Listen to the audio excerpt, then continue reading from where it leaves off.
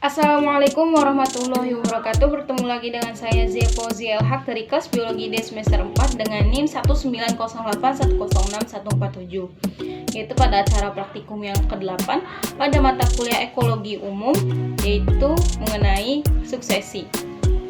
Saya akan simak video kali ini. Tujuan pada praktikum kali ini yaitu untuk mengetahui proses suksesi pada belahan dunia. Prosedur kerjanya yaitu terdapat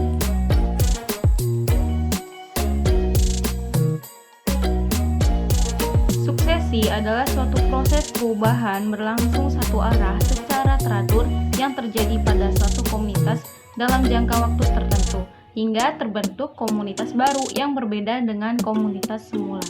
Dengan perkataan lain, suksesi dapat diartikan sebagai perkembangan ekosistem tidak seimbang menuju ekosistem seimbang. Suksesi terjadi sebagai akibat modifikasi lingkungan fisik dalam komunitas atau ekosistem.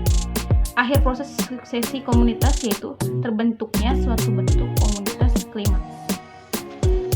Tahap-tahapan suksesi dan karakteristiknya. Yang pertama ada fase nudasi, di mana proses awal terjadinya pertumbuhan pada lahan terbuka atau kosong. Kemudian fase yang kedua yaitu migrasi, di mana proses hadirnya biji-bijian tumbuhan, spora, dan lainnya.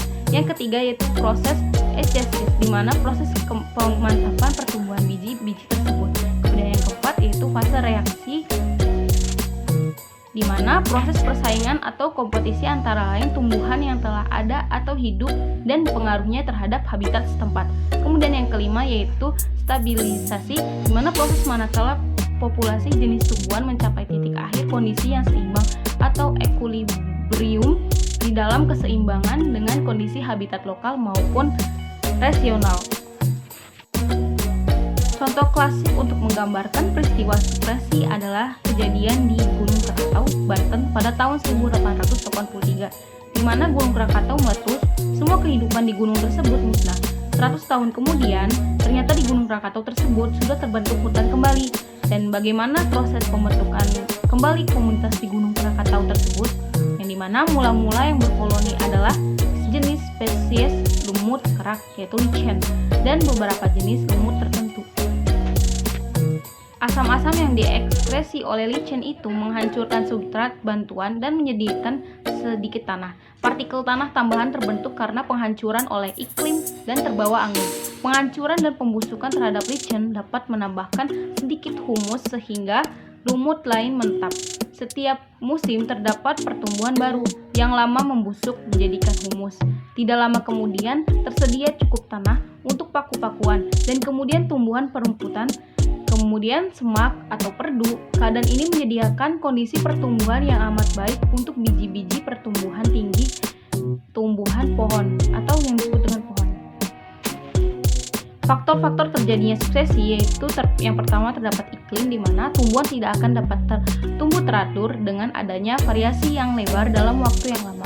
Fluktuasi keadaan iklim kadang-kadang membawa akibat rusaknya vegetasi baik sebagian maupun seluruhnya, dan akhirnya suatu tempat yang baru atau kosong berkembang menjadi lebih baik atau daya adaptasinya besar dan mengubah kondisi iklim, yaitu kekeringan, hujan salju atau air, dan kilat seringkali membawa keadaan yang tidak menguntungkan pada vegetasi. Kemudian yang kedua yaitu terdapat topografi, di mana suksesi terjadi karena adanya perubahan kondisi tanah, antara lain yang pertama yaitu terdapat erosi, di mana erosi dapat terjadi karena angin, air, dan hujan. Di mana dalam proses erosi tanah menjadi kosong, kemudian terjadi penyebaran biji oleh angin atau migrasi, dan akhirnya proses suksesi dimulai.